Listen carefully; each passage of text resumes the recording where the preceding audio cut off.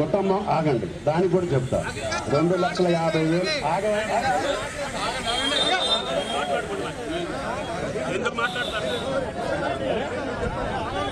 చెప్పేది నేను. 2 లక్షలు ఉంటే వేస్తా, నువ్వు 50,000 కట్టకపోతే నీకు రెగ్యులర్ కాదు, లోన్ రాదు. అంటే ఆ కుటుంబాన్ని మళ్ళీ బాధల్లో పెట్టదలుచుకోలేదు. కుటుంబం రుణ విముక్తులు కావాలి.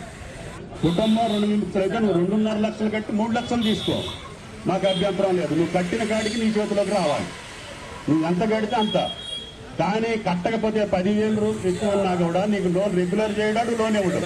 దానివల్ల నీ కుటుంబం రుణ విముక్తులు అయినట్టు కాదు. కాబట్టి కరెక్ట్గా రైతులు బాధ కోసం మీరు ఏం చెప్పినా కూడా ఈ ప్రభుత్వం వింటది అని చెప్పి విజ్ఞప్తి చేస్తున్నారు.